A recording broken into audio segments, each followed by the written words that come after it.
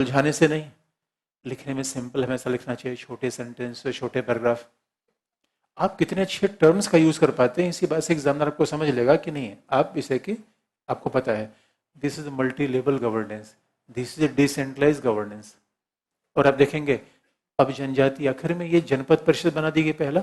अब जैसे काम कैसे करेगी, अब 30 लोग निर्वाचित हैं आम जनता से पहला, और अब निर्वाचन कौन करेगा, the member age of more than 18, जिनकी उम्र 18 वर्ष से ज्यादा होगी they will elect, their 30 members.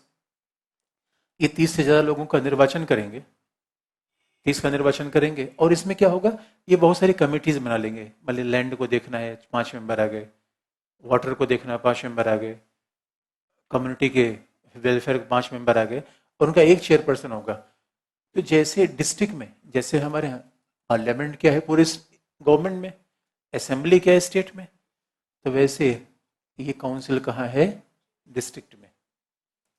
तो डिस्ट्रिक्ट में काउंसिल हमने बना दिया, तो पावर को डिसेंट्रलाइज किया कि नहीं किया, मल्टी लेवल गवर्नेंस बनाया कि नहीं बनाया, संघवाद को और ज्यादा डिसेंट्रलाइज कर दिया। तो सवाल है ठीक है, अब आप कहेंगे 30 मेंबर हो गए, इलेक्टेड हो गए, ये काम में क्या करेंगे, इसका सीधा सा मतलब है इनका काम में क्या है।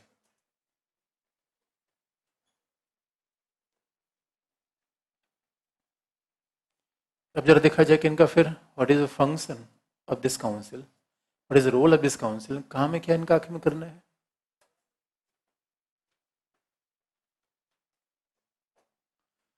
और ये भी आप याद रखिए, जिस तरीके से governor can restrict the law made by parliament and legislative assembly in the scheduled area, similarly governor can restrict any law made by parliament और MLA for applying in the 6th schedule. Governor को यहाँ फिर special power है, governor किसी power को भी किसी चीज को लागू होने से यहाँ पे रोक देगा। तो अब आप फिर वही जानते हैं समुदाय, अब क्यों फंक्शन कैसे होगा, क्योंकि बात अब देखेंगे फंक्शन का मूल पर्पज क्या है, इनके हितों की रक्षा हो पहला, क्योंकि इनकी परंपराएं अलग हैं, प्रथाएं अलग हैं। और कभी 6th शेड्यूल में oh my God north east is a wonderful land, इसलिए अगर आपने दोस्तों पहले, मुझे लगता है पूरी दुनिया बाद में आप घूमिए, एक बार इंडिया तो घूम लीजिए, तब आपको लगे यार ये देश है कोई अचंभा पार्ट है ये। और then you will reach a conclusion, यार ये एक साथ चलता कैसे है, इतना डिफरेंसेस, इतना डिफरेंसेस है। अब जैसे कि अब कभी नॉर्थ ईस्ट में आप जाके देखेंगे तो वहां अभी भी कबीलों का सरदार बैठा रहेगा, कबीलों का सरदार। अभी मोदी गए थे कैसे लगाया था इसे पंखा उनका, कबीलों का सरदार रहेगा, पेड़ पत्ते नाप के झिंगा लाला हो रहा है बिल्कुल। और आप याद रखिए, और इनके उत्सव, ये इनका जीवन बिल्कुल फेस्टिवल जैसे चलता है, रोज कोई न कोई उत्सव होगा, शाम को पूरे गांव की डांस पार्टी रहेगी। और ट्राइबल कम्युनिटी विशेषता, कोई शिकार होगा सामूहिक रूप में मारेंगे, भोज सामूहिक रूप में करेंगे, और सामूहिक रूप में डेमोक्रेटिक तरीके से फिर ताड़ी पियेंगे। उसके बाद रोज ही डांस हो रहा है, यहां डांस कभी ओकेजन पे नहीं होता, रोज। तो they are celebrating life like a festival. और अब खास बात है वो अपने परंपराओं को भी बहुत संरक्षित करते हैं। अब यहाँ की मेनलैंड की सामाजिक व्यवस्था और यहाँ की सामाजिक व्यवस्था में बहुत बड़ा फर्क है। इसका मतलब कि what is basic function of this district autonomous council, लोग तो कहते हैं it is a constitution with in the constitution, एक 6th शेड्यूल नहीं है, संविधान के भीतर एक संविधान है। वास्तविकता तो ऐसी है, और हमने इसके द्वारा कितनी ज्यादा ऑटोनॉमी इन लोगों को दे रखी है। अब जरा सोच के देखिए, तो इनका फंक्शन क्या है, बस सीधी सी बात है, पहला क्या है, what is the cultural and social customs of tribal only autonomous council will define. कि आखिर में इनके कल्चरल और सोशल प्रैक्टिसेस क्या है।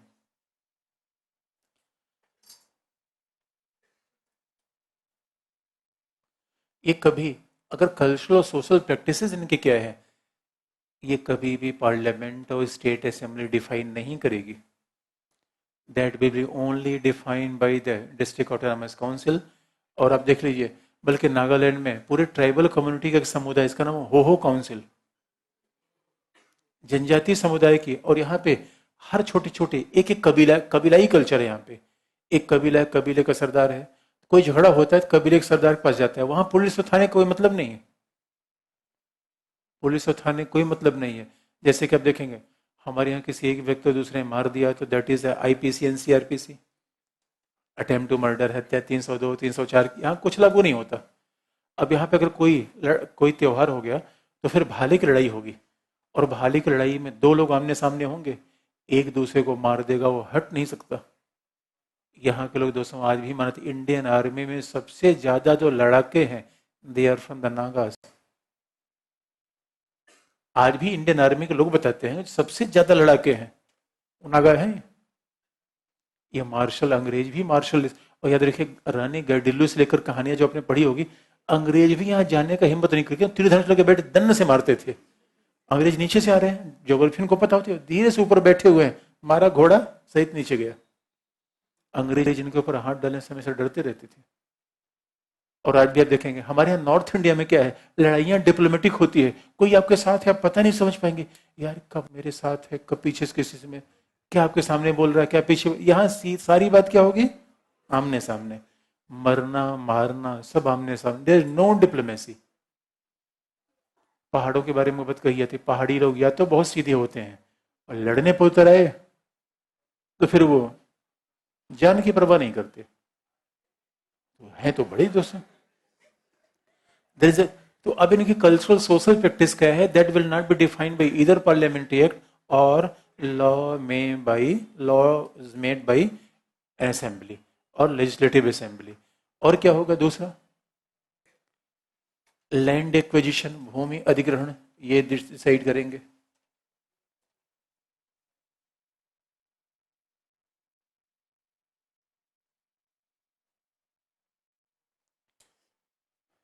कल्चरल एंड सोशल प्रैक्टिस,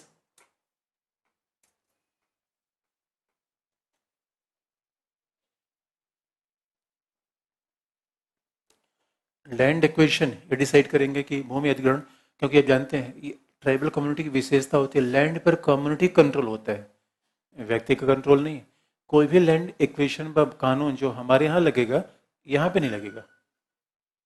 और सोशल एंड कल्चरल प्रैक्टिसेस या रिलीजन को या विवाह के संबंध में अब जरा सोच के देखिए, हमारे यहाँ बड़ी चर्चा हो uniform civil code, uniform civil code, you can't implement uniform civil code in North East. तो सवाल है कि आखिर में यहाँ बात ही क्यों होती है फिर यूनिफॉर्म सिविल कोड की। यहाँ तो पूरे देश में अब देखिए आईपीसी सीआरपीसी पूरे देश में लागू होती है, यहाँ लागू नहीं होती, इसलिए लोग नॉर्थ ईस्ट में टूरिस्ट के रूप में जाने से डरते हैं। People are very fearful. वहां टूरिस्ट के रूप में जाने से डरते क्यों है, क्योंकि उसने तीर से मार दिया कुछ नहीं होगा, आपने मार दिया तो होगा, और कब उसका दिमाग सटक जाए कोई भरोसा नहीं। और पुलिस उस वाले इसलिए बहुत डरते रहते हैं। अब कोई समुदाय के बीच झगड़ा हो जाएगा तो नागांव का सरदार बैठेगा वही सब सिंगूंग लगा के अपने, और फिर सुनवाई करेगा, हाँ भाई क्या हुआ, वो सब सुनवाई करेगा। इनका काम क्या है, अगला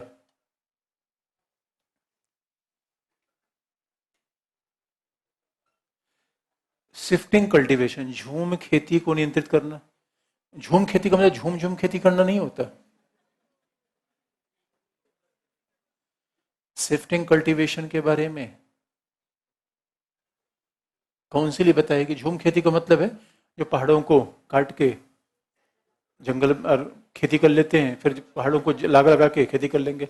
अब हमारी दुनिया के भारत में तमाम इन्वायरमेंटल लॉज हैं, यहाँ कोई लागू नहीं होता। इन्वायरमेंटल लॉज बना के रखिए, एनजीटी एनजीटी को दौड़ा लेंगे, ये एनजीटी बाकी जगह आदेश दे सकती है, यहाँ एनजीटी का अधिकार नहीं चलता, because NGT is made by the parliamentary act, और पार्लियामेंट का एक्ट यहाँ पे लागू नहीं होगा। अब जरा सोच के देखिए, और ये आप देख लेंगे तो इससे ये भी पता चल जाएगा कि जब इनको हमने इतनी स्वायत्ता दी है, जम्मू कश्मीर को स्वायत्ता देने में इतनी हाय तौबा क्यों मस्ती है। अब जरा हमारे संविधान को आप देखिए, संविधान को कैसे कैसे स्वायत्ता दे रहा है। अगला क्या है कि वाटर, जल के बारे में, canal, water canal, money lending, साहूकारी, इन सब व्यवस्थाओं को ही नियंत्रण करेगा। यानी उधार देने की व्यवस्था, साहूकारी व्यवस्था को देखना, नहर, पानी, और माइनर फॉरेस्ट रिजर्व, जो छोटे वन्य संसाधन है, माइनर फॉरेस्ट रिजर्व। अब माइनर फॉरेस्ट रिजर्व का मतलब है बांस, बंबू।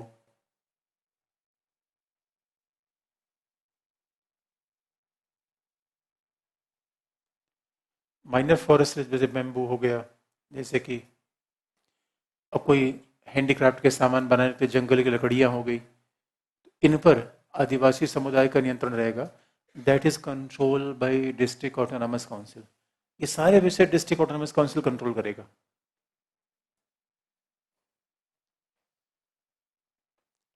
इन सारे विषय को जनपद स्वायत्त परिषदों के द्वारा नियंत्रित किया जाएगा। और इतना ही नहीं, इन विषयों पर टैक्सेशन का काम, कर लगाने का काम भी इनको दिया गया है। टैक्सेशन काम है, इनको क्रियान्वित करने का अधिकार है, और जुडिशियल फंक्शंस भी, विवादों को हल करने का दायित्व भी।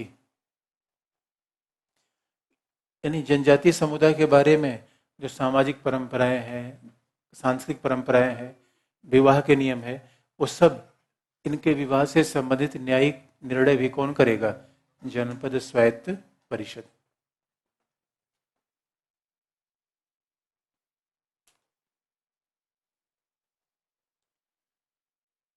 जनपद स्वायत्त परिषद करेगा। अब जरा देखिए, जनपद स्वायत्त परिषद ज्यादा ऑटोनॉमस है या फिफ्थ शेड्यूल? जनपद स्वायत्त परिषद। इसलिए अगला पॉइंट लिख लीजिए। इसलिए जनपद स्वायत्त परिषदों को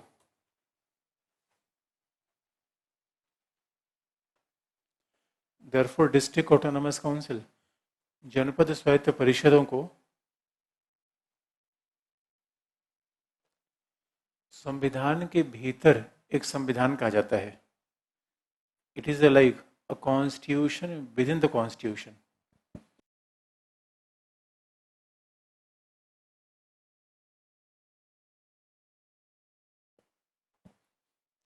इसलिए जनपद स्वायत्त परिषदों को संविधान के भीतर निहित एक संविधान कहा जाता है।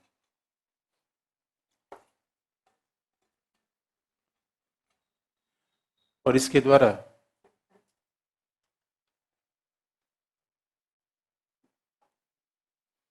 द्वारा जनजातीय समुदाय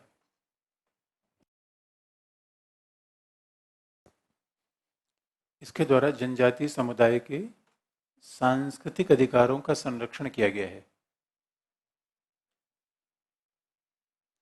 We have tried to preserve the cultural rights of the minority communities or the cultural rights of ethnic communities, जिसके द्वारा, या ट्राइबल्स कम्युनिटीज, इसके द्वारा जनजातीय समुदाय के सांस्कृतिक अधिकारों की रक्षा का प्रयास किया गया है।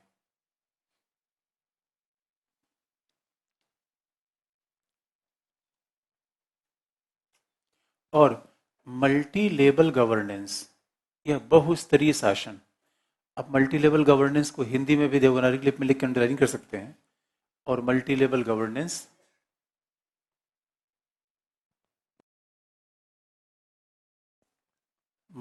गवर्नेंस तथा विषम संघवाद को बढ़ावा दिया गया है। We have promoted the multi-level governance and asymmetric federalism.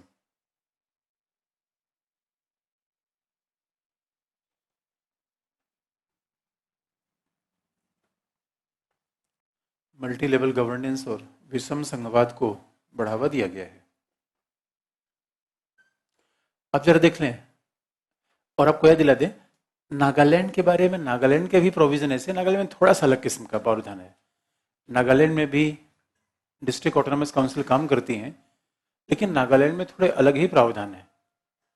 कैसे? अगला बस लास्ट में पॉइंट लिख लीजिए। ये लिखने की बात तो नहीं, क्योंकि आपके बुक में लिखा ही हुआ है।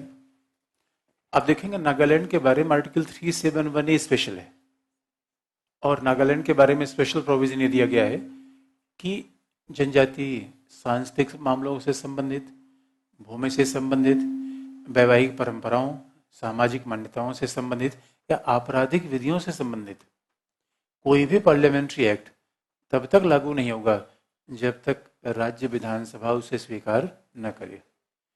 तो नागालैंड में राज्य विधानसभाओं को स्पेशल पावर दे दिया गया है।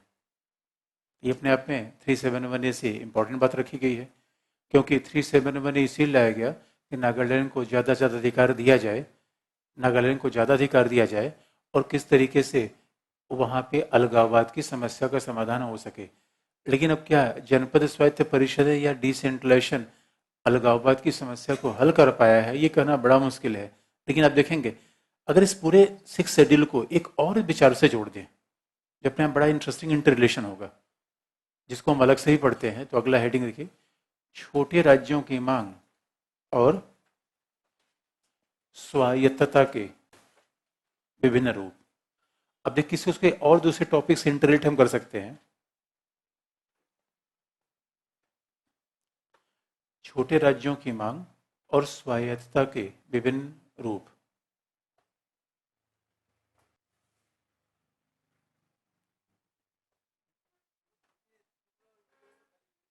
क्या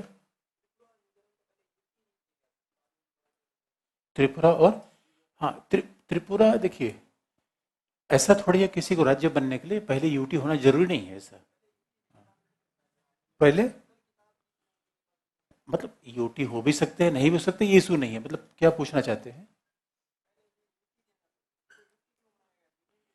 अरे भाई यूटी देखिए, यूटी बनाना, अब देखिए यूटी बनाने का मूल कारण क्या होता है आपको बता दें कि अपने पूछा यूटी क्यों बनते हैं।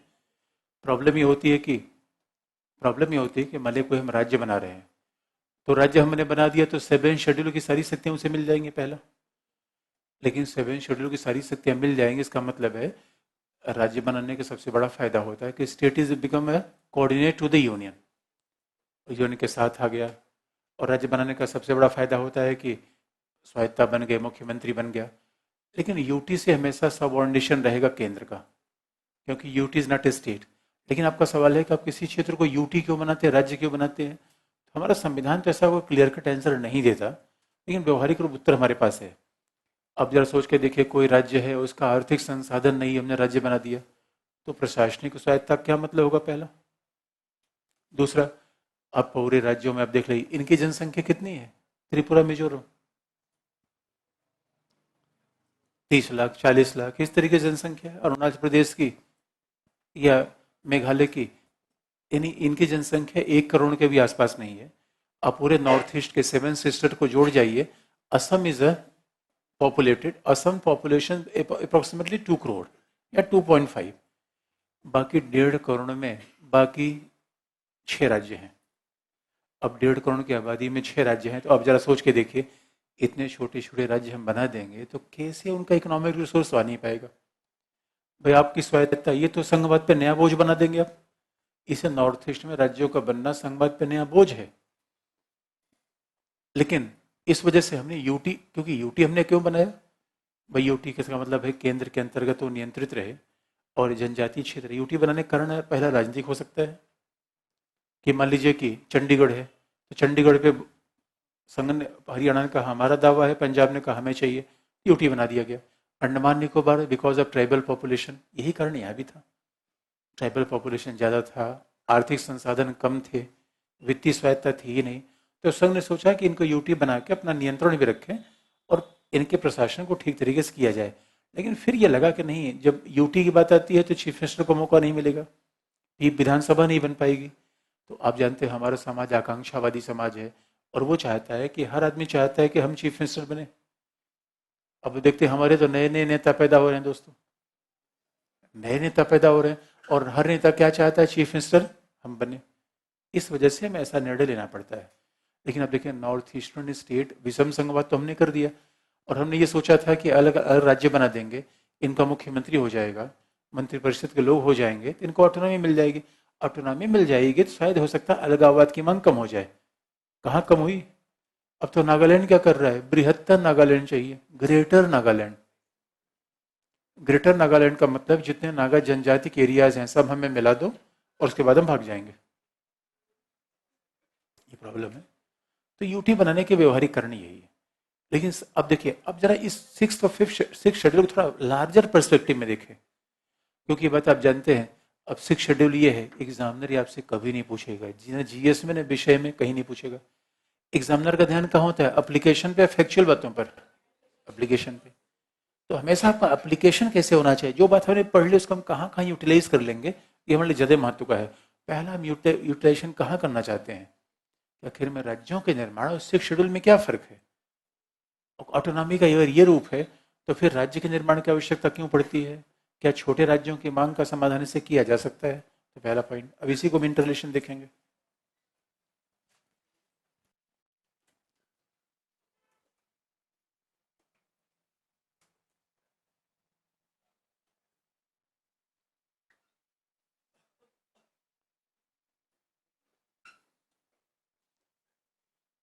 पूर्वोत्तर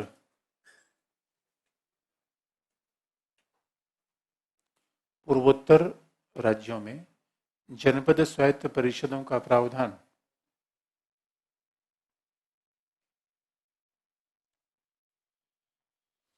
the provision of autonomous district council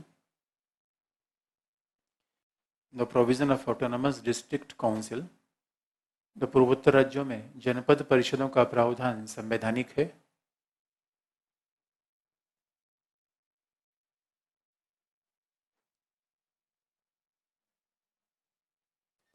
इसके अलावा इसके अलावा अनेक राज्यों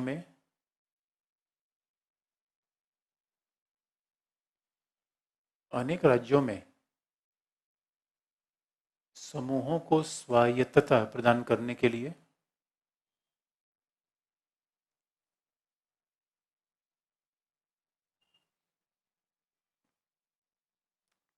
इसके अलावा अनेक राज्यों में समूहों को स्वायत्तता प्रदान करने के लिए for granting autonomy to the various groups,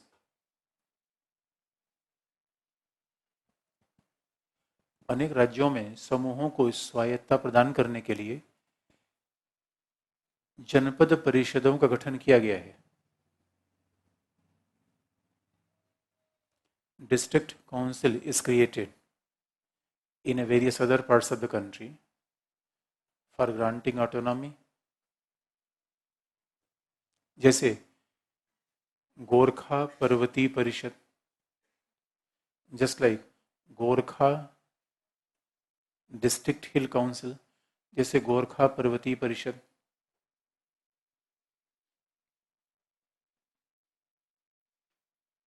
Gorkha पर्वतीय परिषद, लद्दाख परिषद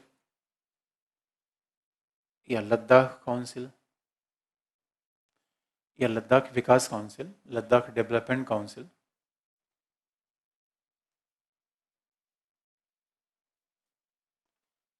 लद्दाख डेवलपमेंट काउंसिल।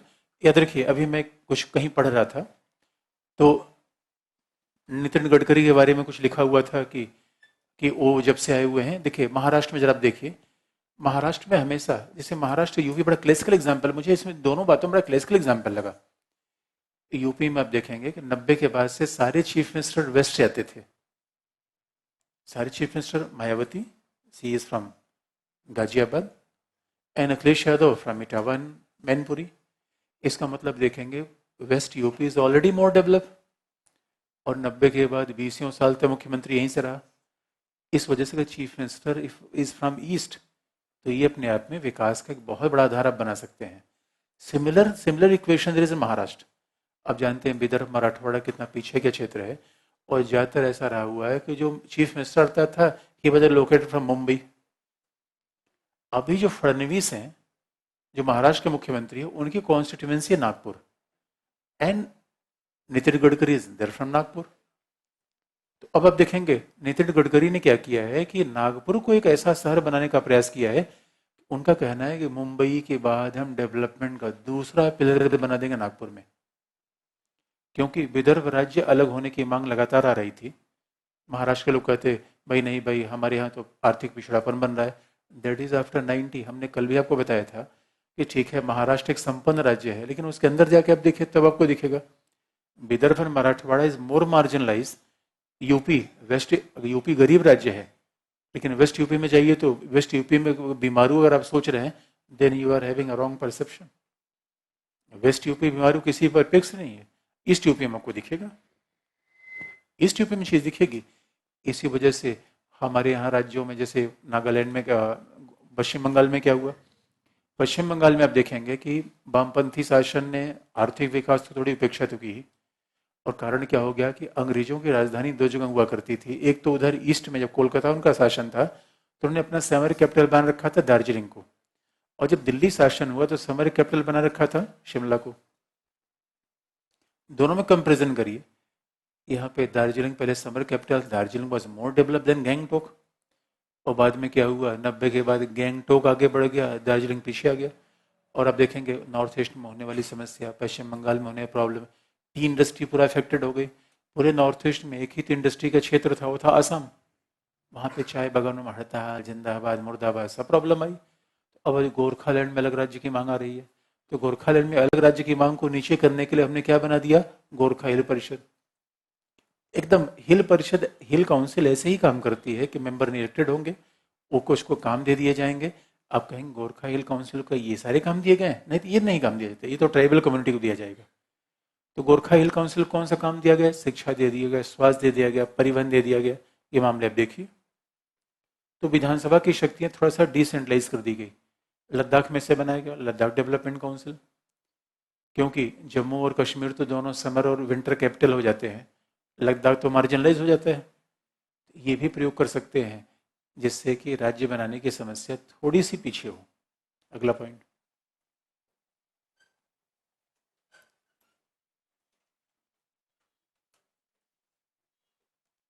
पूर्वोत्तर।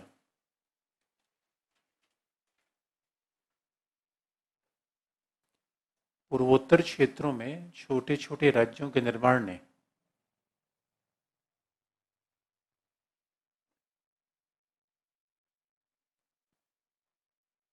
पूर्वोत्तर क्षेत्रों में छोटे छोटे राज्यों के निर्माण ने संघीय व्यवस्था में नई समस्या पैदा की है।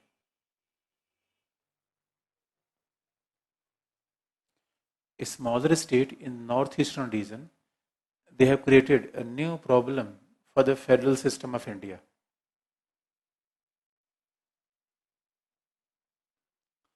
छोटे छोटे राज्यों ने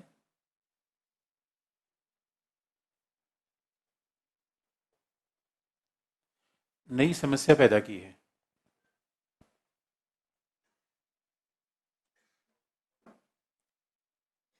नई समस्या पैदा की है क्योंकि ज्यादातर राज्य आर्थिक सहायता के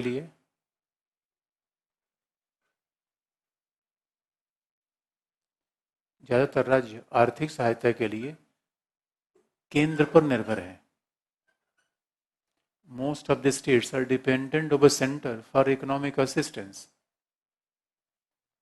निर्भर है अंडरलाइन, ज्यादातर राज्य आर्थिक सहायता के लिए केंद्र सरकार पर निर्भर है।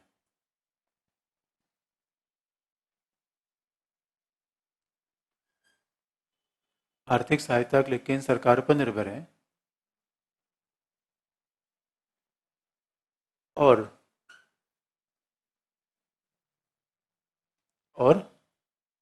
जनपद स्वायत्त परिषद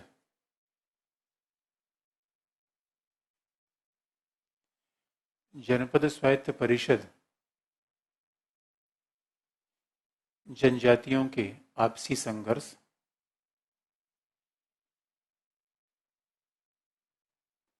जनपद स्वायत्त परिषद जनजातियों के आपसी संघर्ष तथा जनपद स्वायत्त परिषद जनजातियों के आपसी संघर्ष तथा वित्तीय संसाधनों के अभाव के कारण सफल नहीं हो पा रही है।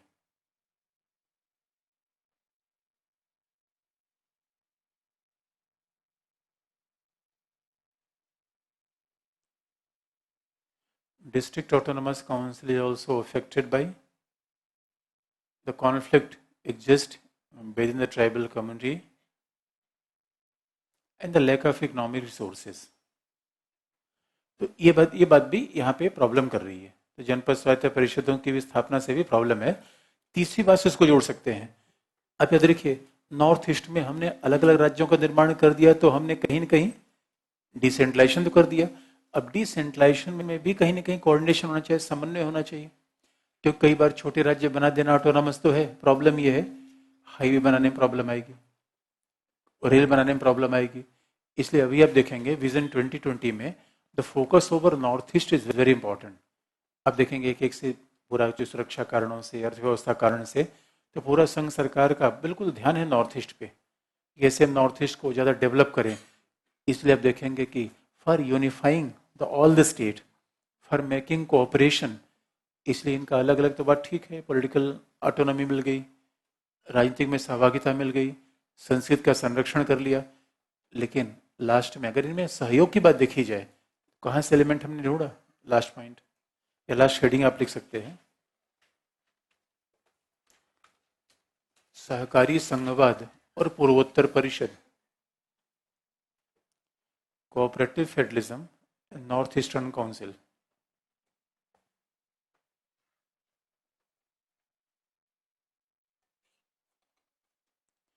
सहकारी संघवाद और पूर्वोत्तर परिषद।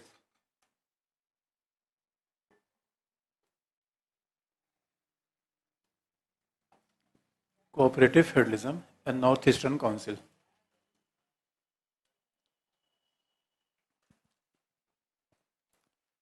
अब आप बताइए, अगर आपने नोट्स में अपने पढ़ा हो, पूर्वोत्तर परिषद में कौन कौन शामिल होता है? अब जोनल अब पीटी के लिए जो चीजें हैं, अब जोनल काउंसिल में कौन होता है, इंटर स्टेट काउंसिल में कौन होता है, पूर्वोत्तर काउंसिल में कौन होता है, ये तो आपको याद होना चाहिए। Who is the north eastern council? अब देखिए कितना आसानी से आप भीड़ भीड़ का सहारा ले रहे हैं, कितने होशियार लोग हैं आप लोग। क्या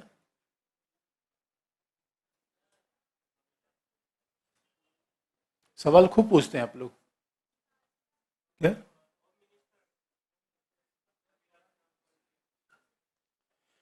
तो अब आप देखें, जरा आगे बढ़ लिख लीजिए। अब देखिए, ये फैक्ट तो हमें बताने की आपसे अपेक्षा नहीं होती, फैक्ट तो आपको याद होना चाहिए। ये लिख लीजिए कि पूर्वोत्तर परिषद पूर्वोत्तर क्षेत्र के विकास की केंद्रीय एजेंसी है। It is nodal agency for the development of entire north eastern region. पूर्वोत्तर परिषद पूर्वोत्तर क्षेत्र के विकास की नोडल एजेंसी है।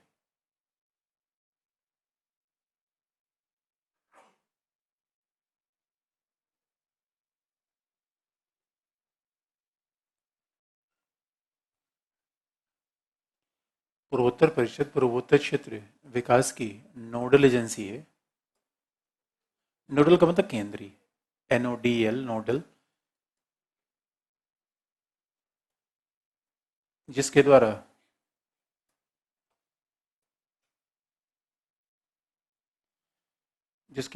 पूर्वोत्तर क्षेत्र में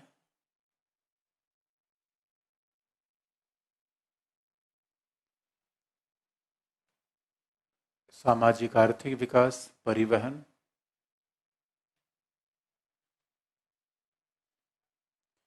सामाजिक आर्थिक विकास, परिवहन, बाढ़ नियंत्रण,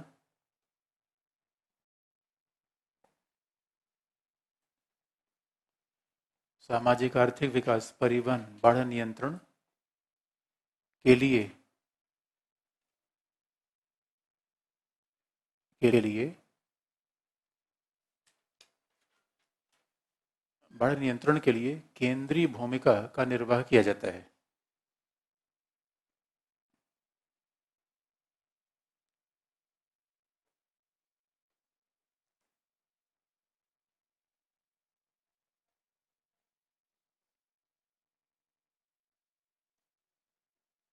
अब देखेंगे कैसे इसमें कॉपरेशन हो रहा है। 71 में फ्रॉम पार्लियामेंट्री एक्ट से, तो जो पार्लियामेंट्री एक्ट से संस्था बने, क्या होगी, संवैधिक होगी, संवैधानिक तो नहीं होगी।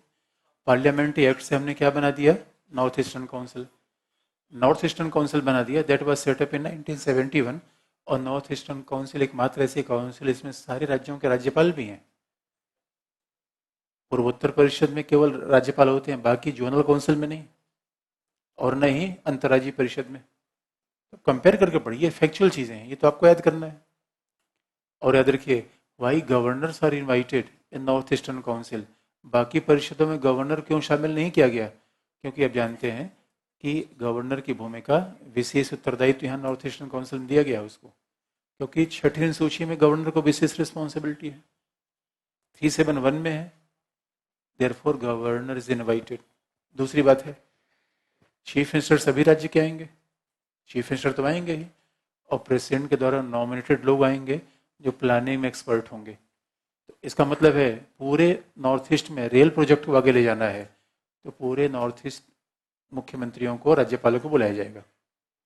इसलिए हमने दोनों बातें की है, डिसइंटीग्रेशन भी है और इंटीग्रेशन भी है।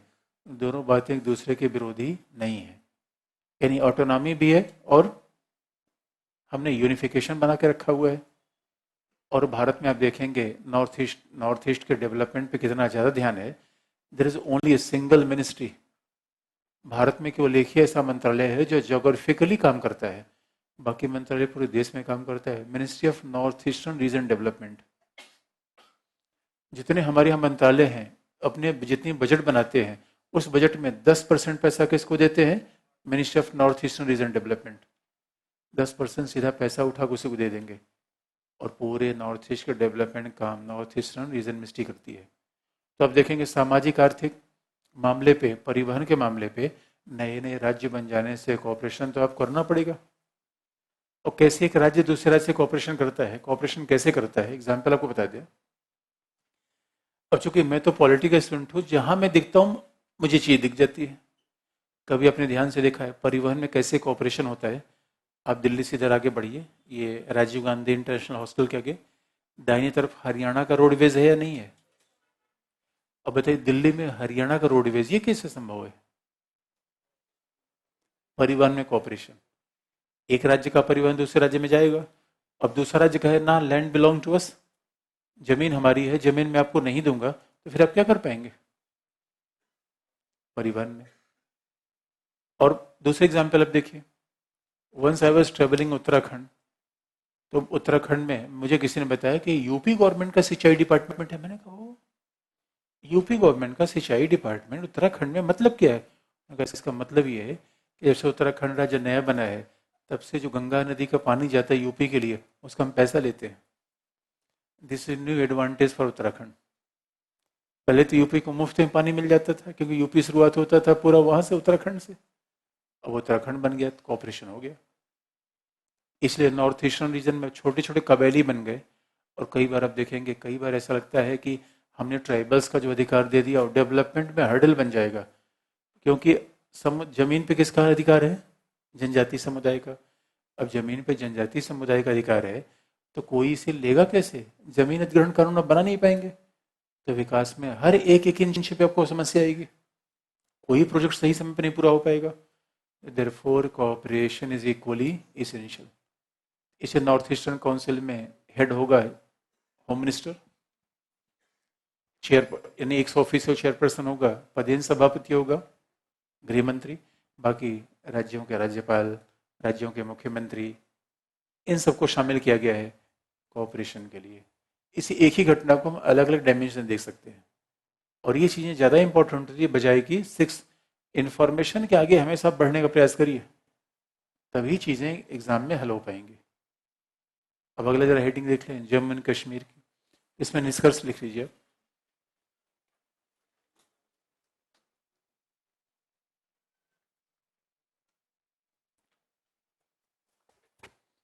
निष्कर्ष,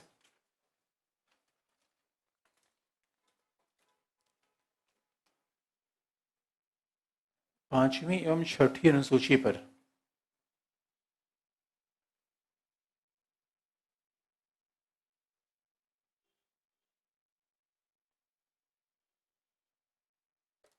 पांचवी एवं छठी अनुसूची पर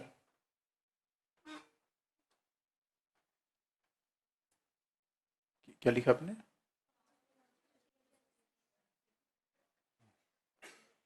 जो बीच में प्रश्न पूछते हैं ना, वो उससे ध्यान गड़बड़ हो जाता है। पांचवी एवं छठी अनुसूची पर मैं क्या लिखने वाला था, सीक्वेंस ही ब्रेक हो गया एकदम से। निष्कर्ष से मैं लिखवा रहा हूँ बस। अब लिख लीजिए, कोई दूसरा सेंटेंस अब लिख लीजिए। ठीक है, 5वीं में 6ठी अनुसूची पर जनजातियों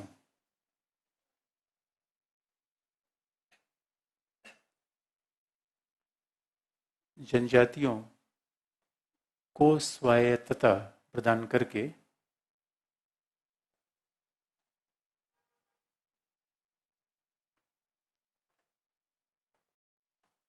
जनजातियों को स्वायत्तता प्रदान करके भारतीय संघ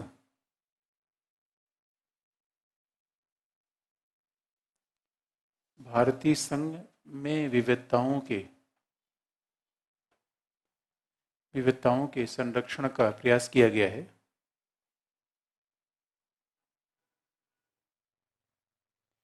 भारतीय संघ में विविधताओं के संरक्षण का प्रयास किया गया है, जो भारतीय शासन अधिनियम 1935 से प्रभावित है।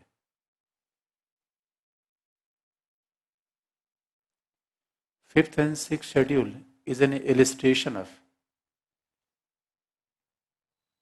autonomy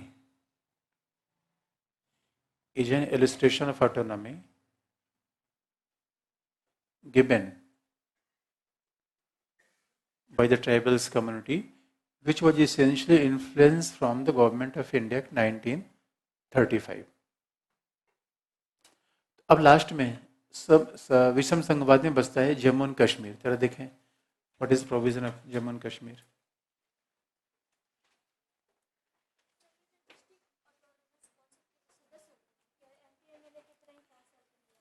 हाँ, 5 सर्कलें होते हैं, बिल्कुल।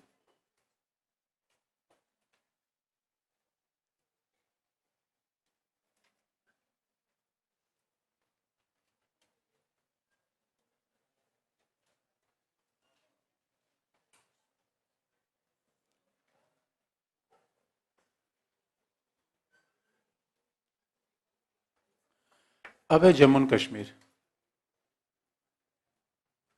तो article 370 JNK Jammu and Kashmir,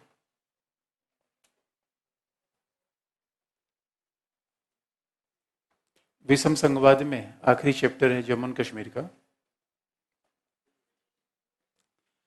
Jammu Kashmir का संविधान अपने आप में जितनी ऑटोनॉमी हमने जम्मू कश्मीर को दी है, अब देखेंगे नॉर्थ ईस्टर्न स्टेट्स में भी हमने बहुत ऑटोनॉमी दे रखी है, लेकिन autonomy is more to Jammu and Kashmir, क्योंकि वैसे ही जम्मू कश्मीर का अपना अलग संविधान है। This is only state in India which is having its own constitution, अपना अलग संविधान है, उसका अपना अपना झंडा है। और ओरिजिनल कॉन्स्टिट्यूशन में ये भी लिखा गया था कि जम्मू कश्मीर के मुख्यमंत्री को सदर रियासत, गवर्नर को सदर रियासत और मुख्यमंत्री को वजीर आजम कहा जाएगा।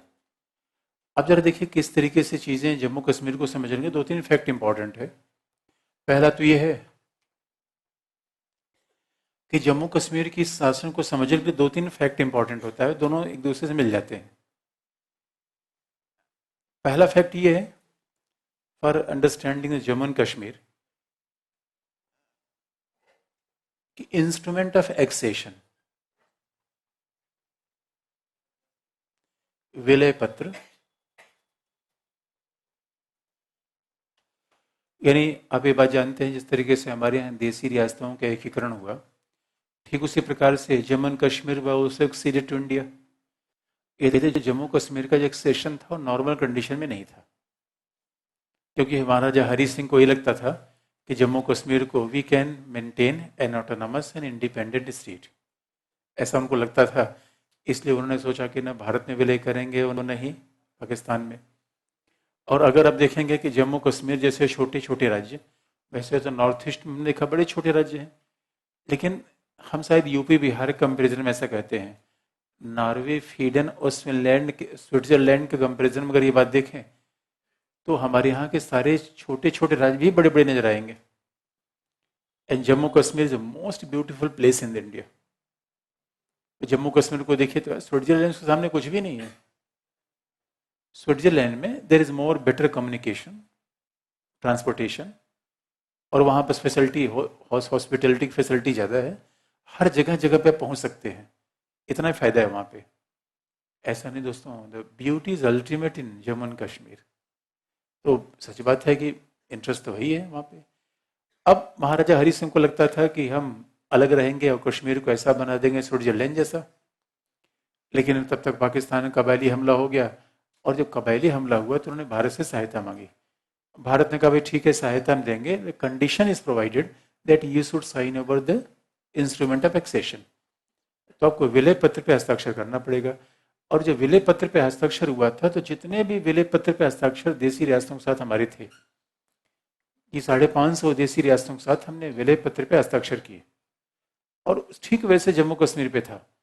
तो विलय पत्र में ये लिखा गया था कि what will be the control of union government over the state. तो उसमें 3 विषय विलय पत्र, जिन जिन राज्यों के साथ संघ ने विलय पत्र पे हस्ताक्षर किए थे, उसमें केवल राज्यों के 3 विषयों पे संघ का नियंत्रण दिया गया, क्योंकि ब्रिटिश सरकार का भी देसी रियासतों के 3 ही विषयों पे नियंत्रण था। आप जानते हैं कि मैंने British government was there India, तो ब्रिटिश गवर्नमेंट जब थे यहाँ पे 2 प्रकार के राज्य थे, एक तो भारतीय राज्य, दूसरा देसी रियासतें। भारतीय राज्यों पर ब्रिटिश सरकार का पूरा नियंत्रण था, प्रशासन का भी, विदेश का भी। लेकिन सही मायने में तकनीक तौर पर कहें कि ब्रिटिश शासन का देसी रियासतों पे संप्रभुता तो थी, प्रशासनिक नियंत्रण नहीं था। प्रशासनिक नियंत्रण वहां के राजा महाराजाओं का था। इसलिए देसी रियासतों के साथ जो पहला हमारा समझौता हुआ, देसी रियासतों ने इतना कहा कि भारतीय संघ केवल हमारे ऊपर उतना ही नियंत्रण रखेगा जितना ब्रिटिशर्स रखा करते थे। पहला समझौता ये था। और आप जानते हैं पहले तो दो पटेल ने साम दाम दंड वे सब तरीका अपनाया। पहले याद रखिए दोस्तों, भागते भूत की लंगोटी से ही पहले तो किसी को जाने से रोकिए, उसकी सारी शर्तें मान लीजिए, उसके बाद जब रुक जाए तब अपनी शर्त बताइए। अब ये नहीं पहले ही सारी बात करने लगे, ना ना, पहले रोकिए उसको, उसकी सारी शर्त मान लीजिए। कहेगा उठक बैठक करो, करूंगा। कहोगे जान दे दूंगा, दे दूंगा। पहले उसको बुलाइए, उसके बाद फिर अपनी शर्त बताइए। This is diplomacy. अच्छा, कुछ लोग कहते हैं मैं सीधा बोलता हूं, सीधा बोलते तो फंस जाएंगे,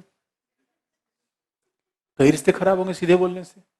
सीधे बोलने वाले सुनने वाले कितने हैं, दिक्कत तो ये है।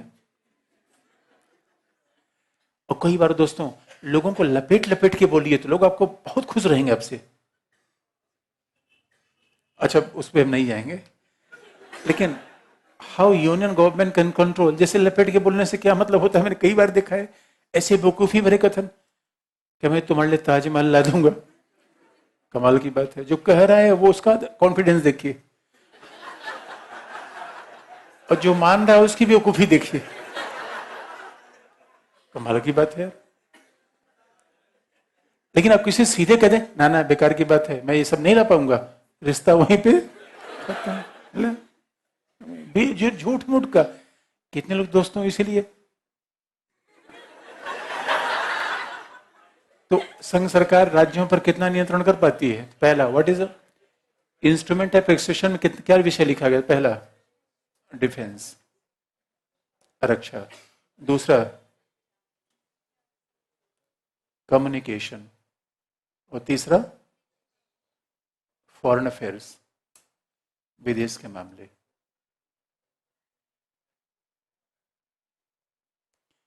तो पहला हमें यह ध्यान रखना है कि जम्मू कश्मीर का जब एक सेशन हुआ तो संघ सरकार का यह समझौता था कि संघ सरकार का उसके 3 विषयों पर नियंत्रण होगा। अब आप देखेंगे कि जम्मू कश्मीर का और बाकी भी जिन राज्यों के साथ हमने एक सेशन किया था कि यूनियन गवर्नमेंट का 3 ही विषय पर नियंत्रण था। लेकिन बाकी मामला क्या हुआ कि बाकी राज्यों के साथ हमने इंस्ट्रूमेंट ऑफ एक्सेशन के साथ इंस्ट्रूमेंट ऑफ मर्जर पे भी साइन किया। यानी इंस्ट्रूमेंट ऑफ मर्जर पे साइन कर देने का मतलब है उन राज्यों ने संघ सरकार के सभी विषयों को मान लिया। अगर जरा इस बात को देखिए, इंस्ट्रूमेंट ऑफ एक्सेशन की बात देख लें। इंस्ट्रूमेंट ऑफ एक्सेशन की बात है कि जम्मू कश्मीर के साथ इंस्ट्रूमेंट ऑफ एक्सेशन पे साइन हुआ, इंस्ट्रूमेंट ऑफ मर्जर पे साइन नहीं हुआ। इसलिए बाकी देसी रियासतों से कश्मीर की परिस्थितियां अलग हो गई। अब इंस्ट्रूमेंट ऑफ मर्जर पे साइन न होने का मतलब था 3 विषयों के अलावा संघ सरकार का जम्मू कश्मीर पर नियंत्रण नहीं रहेगा। जबकि बाकी देशी रियासतों ने संघ सरकार के सभी विषयों को मान लिया। पहले 3 विषय माना था, बाद में उन्होंने मर्जर कर लिया। दूसरी बात, फिर आप पूछेंगे what was the condition, why why the instead of merger could not be sign with JNK। आखिर में विलय का ये समझौता जम्मू कश्मीर शामिल क्यों नहीं हो पाया? उत्तर साफ होगा कि जिस समय जम्मू कश्मीर का भारत में एक्सेशन हुआ था, उसके बाद खुद नेहरू ये मामला लेके गए थे security council, United nation security council पहला, और यूएन सिक्योरिटी काउंसिल ने कहा था कि जम्मू कश्मीर किसके पास जाएगा, किसका होगा, ये तय होगा, that will be referendum in Jammu and Kashmir. Jammu Kashmir में जनमत संग्रह होगा। अब जनमत संग्रह होगा, जो जनता कहेगी इंडिया में जाएंगे, पाकिस्तान में जाएंगे, उससे हम जम्मू कश्मीर का भविष्य निर्धारित करेंगे। तो जब तक जनमत संग्रह न हो तब तक तो संघ का 3 ही विषय पर नियंत्रण होना चाहिए। पहला मामला, पहला कारण ये था। दूसरा कारण ये था कि जम्मू कश्मीर को हमारे यहाँ नेहरू ने, बाकी नेताओं ने बात कह दी कि ठीक है, जम्मू कश्मीर का अपना संविधान होगा, जम्मू कश्मीर का अपना संविधान होगा, जब तक जनमत संग्रह ना आ जाए we will give a full autonomy to JNK। और जम्मू कश्मीर का अपना संविधान होगा। तो वहाँ की संविधान सभा बैठी, तो संविधान सभा जब तक संविधान न बना दे तब तक संघ सरकार जम्मू कश्मीर के बारे में कुछ नहीं कहेगी। 2 ऐसे कारण थे जिस वजह से जम्मू कश्मीर का भारत के साथ मर्जर नहीं हो पाया। 2 ने बता दिया। पहला, जम्मू कश्मीर का संविधान सभा बैठी थी, पहला संविधान बनने वाला था, पहला even there was a constituent assembly for Jammu and Kashmir, and second the issue of Jammu Kashmir was pending before the security council of United Nation, यानी सुरक्षा परिषद के सामने लंबित था। इस वजह से जम्मू कश्मीर का विलय भारत में नहीं हो पाया, पहला कारण। अब जरा देखें कि what is the provision constitution of Jammu and Kashmir. अब जम्मू कश्मीर की संविधान सभा बैठी,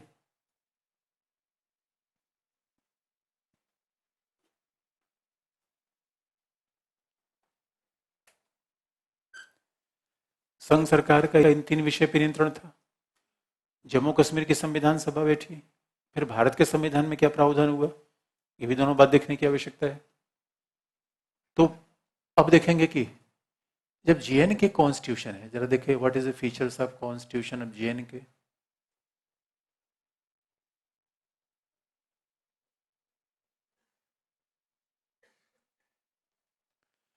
अच्छा, कई बार समस्या होती है कि जनमत तो बड़े लोग लोग पढ़ते नहीं, उसके बारे में जानते नहीं, राय देने के लिए पहले बेताब होते हैं कि जम्मू कश्मीर का संविधान है, ये ठीक नहीं है, ऐसा नहीं है, वैसा नहीं है। भारत के जो राज्यों के संविधान है, भारतीय संविधान में पढ़िए कभी, राज्यों के प्रावधान सारे देखिए, राज्यों के प्रावधान हूबहू अब लागू कर दीजिए कश्मीर में। कश्मीर का संविधान अब देख लीजिए, उसमें प्रेम्बल है, जैसे हमारे संविधान में है। जम्मू कश्मीर के संविधान में प्रेम्बल है बाकायदा। जम्मू कश्मीर के संविधान में फंडामेंटल राइट्स के चैप्टर नहीं है। जम्मू कश्मीर के संविधान में DPSP है, तो फंडामेंटल राइट्स के चैप्टर नहीं है। इसका मतलब है कि फंडामेंटल राइट्स लगभग हमारे यहाँ जैसा वो मानेगा। एक वहां पे जम्मू कश्मीर के संविधान में क्या था, गवर्नर क्या कहा जाता था, सदर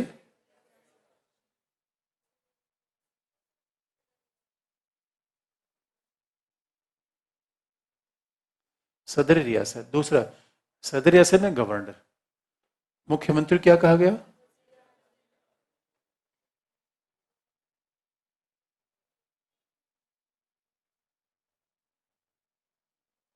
वजीर आजम, यानी प्रधानमंत्री, प्राइम मिनिस्टर। वजीर, वहां पे अपना उसका इलेक्शन के कानून है, इलेक्शन कानून अपने हैं। यदि आपने किताब में पढ़ रखी होगी तो दिया गया जम्मू कश्मीर की विधानसभा की अवधि कितनी है, 6 वर्ष। क्यों है लिखा है, और there is a provision of governor rule in Jammu and Kashmir. Governor rule in Jammu and Kashmir, governor rule की बात है। जम्मू कश्मीर के संविधान में इमरजेंसी, वित्तीय इमरजेंसी नहीं है। अच्छा, जम्मू कश्मीर संविधान में डीपीएसपी है, डीपीएसपी है। तो अब इसका मतलब जम्मू कश्मीर का संविधान डिटो इंडियन कॉन्स्टिट्यूशन का सेकेंड रूप, एकदम वर्ड बाय वर्ड। जो अब जैसे कि यहाँ गवर्नर की शक्तियां पढ़ेंगे तो जैसे हमारे संविधान में 5 साल कार्यकाल, बस एक फर्क था ओरिजिनल कॉन्स्टिट्यूशन में कि जम्मू कश्मीर के संविधान में लिखा है सदर रियासत will be elected by the member of legislative assembly, यानी वहां का गवर्नर विधानसभा के सदस्यों निर्वाचित होगा। बाकी राज्यों के लिए ऐसा प्रावधान नहीं था। बाकी राज्यों के लिए the governor will be appointed by the president. तो सदर रियासत का थोड़ा सा मामला अलग था। बाकी तो वजीर आजम चीफ मिनिस्टर वो इलेक्टेड ही था, विधानसभा का प्रधान होता था। ये जम्मू कश्मीर कॉन्स्टिट्यूशन है, हाई कोर्ट के प्रोविजन है वहां पे। बाकी यानी जम्मू कश्मीर का वहां पे इलेक्टोरल लॉज अलग हैं जो वहां की विधानसभा बनाएगी। अब जरा देखिए, इसलिए जम्मू कश्मीर के संविधान का सीधा सा मतलब है भारत के संविधान का दूसरा एडिशन, उसमें कोई चेंज है नहीं। और लास्ट में लिखा गया है, जम्मू कश्मीर के एक संविधान में लास्ट में लिखा गया है कि Jammu Kashmir is an integral part of India. बहुत इंपॉर्टेंट बात है, ये संविधान में लिखा गया है इंटीग्रल पार्ट ऑफ इंडिया। ये कोई समझौते की बात नहीं है। इसलिए जो लोग कहते हैं कि Jammu Kashmir is not part of India, तो हरि सिंह ने क्या समझौता किया, वो मामला अलग था। अरे जम्मू कश्मीर संविधान सभा ने जो बात कही उसमें लिखा हुआ है कि Jammu Kashmir is an integral part of India, ये भारत का भिन्न भाग है। लेकिन अब जरा देखें,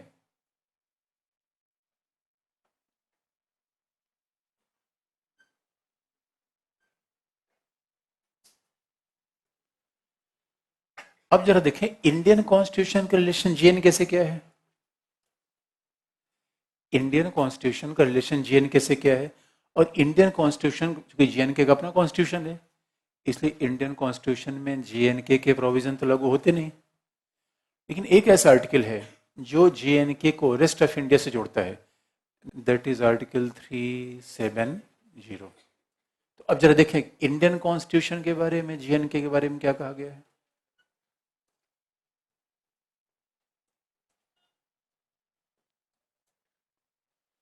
भारतीय संविधान में जम्मू कश्मीर के बारे में क्या कहा गया है।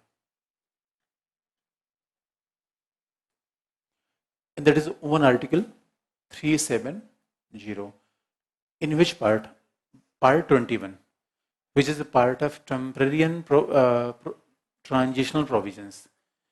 जीएनके का प्रावधान भारत के संविधान किस भाग में है, 21। उसके टाइटल क्या है, temporary and transitional provisions of Indian constitution, अस्थायी और संक्रमणकालीन प्रावधान। और अस्थायी का मतलब होता है जो स्थायी ना हो। जैसे मुखर्जी नगर में आपका रहना है, स्थायी है या अस्थायी है, अस्थायी है। प्रिपरेशन करना ट्रांजिशनल है या परमानेंट है, ट्रांजिशनल, इट्स ओनली ट्रांजिशनल। तो अब सवाल है कि इंडियन कॉन्स्टिट्यूशन में 370 में क्या लिखा गया है। 370 मूलतः 3 बातें हैं। 370 आर्टिकल क्लासिफाई कर लिया जाए तो मूलतः 3 बातें हैं। पॉइंट नंबर 1, 2 और 3। 37 को क्लासिफाई कर लिया जाए, 370 को, उसमें 3 बातें बहुत साफ तौर पे दिखती हैं 370 में। तो पहला,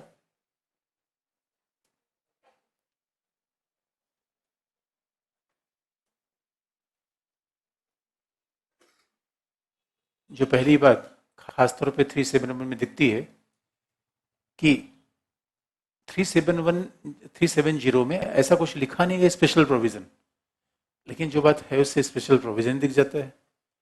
बल्कि 37 का टाइटल है टेम्पररी एंड ट्रांजिशनल प्रोविजन। तो 370 में पहला लिखा गया है कि what is the parliamentary control. देखिए 3 चीजें लिखी गई हैं कि what is the parliamentary control over GNK. GNK का संसद पर नियंत्रण क्या होगा, पहला पार्ट ये लिखा गया है। दूसरा, how parliament will control over GNK. GNK पे संसद का नियंत्रण कितना होगा, कैसे होगा, पहला पॉइंट ये लिखा गया 370 में। क्योंकि 370 इज ए लिंकिंग ब्रिज। दूसरा, अब मान लीजिए कि और प्रेसिडेंट यूनियन पावर का जेएनके पे एक्सटेंशन कैसे होगा? दूसरा प्रावधान लिखा गया है, ध्यान से देखिए 370 में तीन ही पार्ट मूल है कि पहला, what is the parliamentary control over the JNK state. और अब देखते हैं कि जैसे कि अच्छा पार्लियामेंट्री कंट्रोल जैसा पार्लियामेंट का यूपी में है, नागालैंड में है, वैसे पार्लियामेंट्री कंट्रोल यहाँ कैसा है? दूसरी बात है कि how union power can be extended up to JNK, क्योंकि यहाँ का संविधान लगे, वहाँ का संविधान लगे। तो सेकेंड पार्ट है how we can extend the union power to JNK. संघ सरकार की शक्ति को किया है जेएनके पे हम एक्सटेंड कर सकते हैं।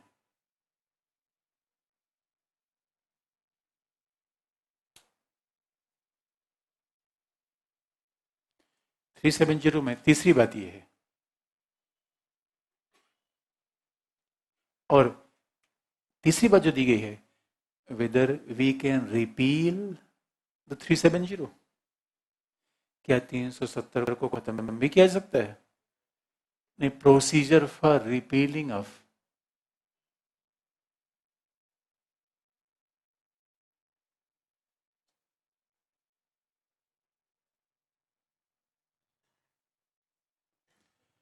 Procedure of repealing of article 370।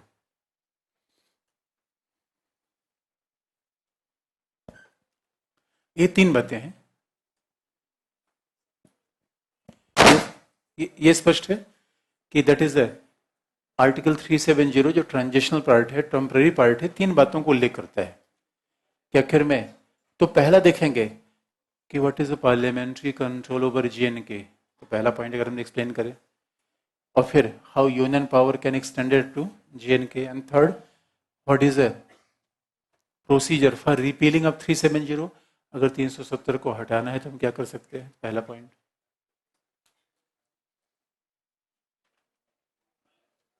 संसद के द्वारा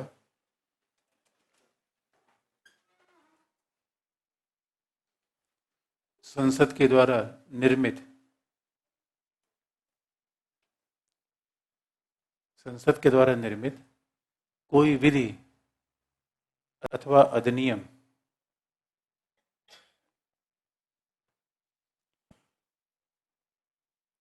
संसद के द्वारा निर्मित कोई विधि या अधिनियम कश्मीर पर तभी लागू होगा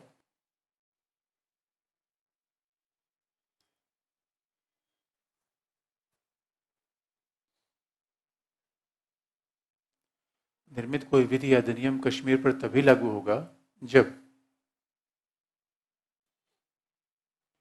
Kashmir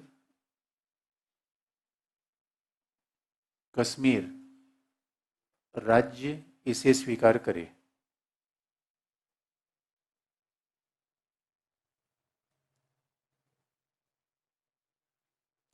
Any parliament act is implemented over JNK provided that when the government of Kashmir acceded to that law or accept or give consent to that law। अब आप देखेंगे ये प्रोसीजर और के बारे में नहीं है। हाँ, नागालैंड के बारे में ऐसा है कि वहाँ की विधानसभा कहेगी। अब आप कहेंगे what it means state of Jammu and Kashmir? भाई state of Jammu and Kashmir mean chief minister and council of minister, और chief minister and council of minister automatically command the majority in the legislative assembly. इसका मतलब है जम्मू कश्मीर राज्य की सहमति के बिना यूनियन का कोई भी कानून कश्मीर पे लागू नहीं होता है। इसीलिए अब सवाल है कोई कानून आप बना देंगे कि जैसे कि फॉर द वुमेन्स एम्पावरमेंट पहला, या कोई कानून राइट टू इन्फॉर्मेशन एक्ट दूसरा, एंटी करप्शन एक्ट तीसरा, ये कश्मीर पे लागू नहीं होता। लेकिन कश्मीर ने जैसे कि जीएसटी हमने बनाया तो that was accepted by Jammu and Kashmir state. तो अगर जम्मू कश्मीर राज्य ने स्वीकार कर लिया तो ठीक है। पंचायती राज के प्रोविजन को जम्मू कश्मीर ने स्वीकार किया, तो जो स्वीकार कर लिया ठीक है। अदरवाइज इसका मतलब है we have given the full autonomy to Jammu and Kashmir. और बात सीधी भी है, अगर जम्मू कश्मीर की विधानसभा है और जम्मू कश्मीर का अपना संविधान है तो अगर हर संसद कानून इसके ऊपर लागू होगा फिर विधानसभा संविधान क्या मतलब है? लेकिन बाकी तो इसके बाद आप न्यायपालिका पढ़ क्या पाइएगा या पंचायती राज